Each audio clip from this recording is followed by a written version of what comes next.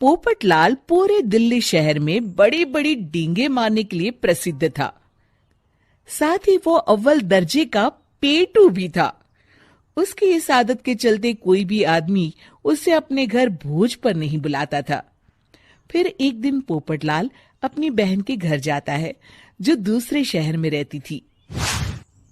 अरे पोपटलाल, बड़े दिनों के बाद तुझे मेरी याद आई। माय डियर बहना, तू तो जानती है मैं अपने कारोबार में कितना व्यस्त रहता हूँ। हाँ, तेरी बात भी सही है। अब आया है तो कुछ दिन ठहर के जाना। अरे दीदी, ये भी कोई कहने की बात है।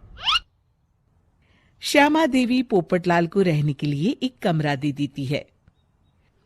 अगली सुबह पोपटलाल जोर जोर से गरारे करना शुरू कर देता है। नकुल की पत्नी नींद से जाग जाती है और घबराकर अपने पति नकुल को जगाती है।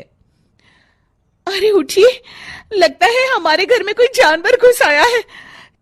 कैसी अजीब अजीब आवाजें निकाल रहा है, मुझे तो बड़ा डर लग रहा है। अरे कोई जानवर नहीं है भाग्यवान, पोपटलाल मामा जी हैं, अपना गला साफ कर रहे हैं। इतनी सुबह सुबह? अभी तो सिर्फ 4 बजे हैं। मामा जी इसी तरह से जल्दी उठ जाते हैं। अच्छा, ठीक है। नकुल की पत्नी जैसे ही सोने लगती है और जल्दी नाश्ता भी करते हैं। क्या मतलब? मुझे अभी उठ के उनके लिए चाय नाश्ता बनाना पड़ेगा? हाँ। अरे मर गई रे, अब मेरा क्या होगा?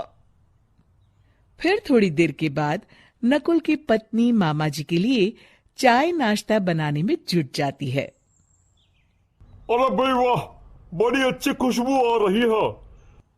बहू, जो भी बना रही हो फटाफट ले आओ, जोरों की भूख लगी है। हाँ मामा जी, अभी लाती हूँ। देखते ही देखते पोपटलाल सारा नाश्ता चट कर जाता है। बहू, कल से पराठे में देसी घी ज्यादा डालना, आज कुछ मजा नहीं आया। हे भगवान, इसका नाम तो पेटू लाल होना चाहिए था। पूरे 10 लोगों का नाश्ता अकेले हजम करने के बाद भी इन्हें मजा नहीं आया। इस तरह रोज पोपटलाल सुबह सुबह घर के सभी लोगों को नींद से बेवक्त जगा देता था और हमेशा खाने की उल्टी सीधी फरमाइश करते रहता था। देखते ही देखते गुप्ता परिवार की दिनचर्या अस्त व्यस्त हो जाती है। अरे भाई, खाने का असली मजा तो इस घर में है। अरे माँ, ये पोपटलाल मामा यहाँ और कितने दिन रुकेंगे? ये अकेले इतना खाना खा जाते हैं कि आज राशन वाला मुझसे पूछ रहा था कि अरे भाई, क्या आप लोगों ने घर में हाथी पाल लिया है? अरे बेटा, अब घर के मेहमान को कोई सीधे मुंह कैसे निकाल सकता है? माँ जी, अब बर्दाश्त की इंतहा हो गई है। मैं अकेले इतना काम नहीं कर सकती। आखिर मैं भी इंसान हूँ। मैं कल ही अपने मायके चली जाऊंगी। अरे भाग्यवान, हम सबको मुसीबत में अकेला छोड़कर तुम कहां जा रही हो? जरा सब्र करो, मैं कुछ सोचता हूं। अगले दिन एक डॉक्टर साहब उस घर में आते हैं। अरे नकुल बेटा, ये डॉक्टर यहां क्यों आया है? अरे मामा जी, माँ की तबीयत बहुत खराब है। तबीयत तो खराब होगी ही, तुम लोग उल्टा सीधा खाना जो खाते रहते हो। देखो नकुल, मैं तुम्हारा फैमिली डॉक्टर हूं, इसलिए आज से मैं जो कहूंगा तुम सबको वही खाना रोज खाना पड़ेगा।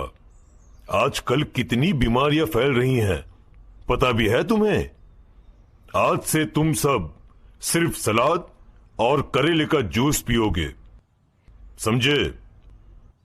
डॉक्टर अंकल, आप ठीक कहते हैं। पोपटलाल घबरा के, अरे क्या खाक ठीक है भांजे? ये डॉक्टर सीधे सीधे हमें घास फूस खाने के लिए कह रहा है।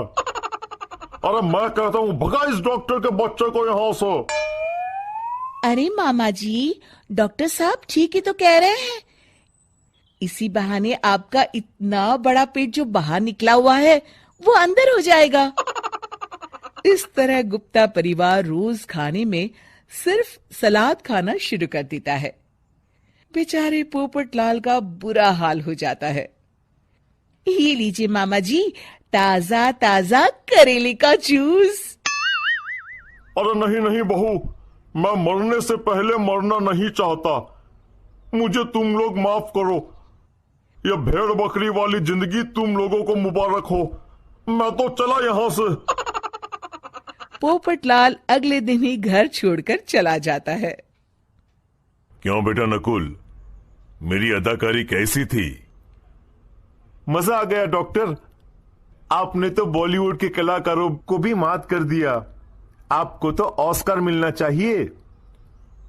बेटा ये थोड़ा ज्यादा हो गया।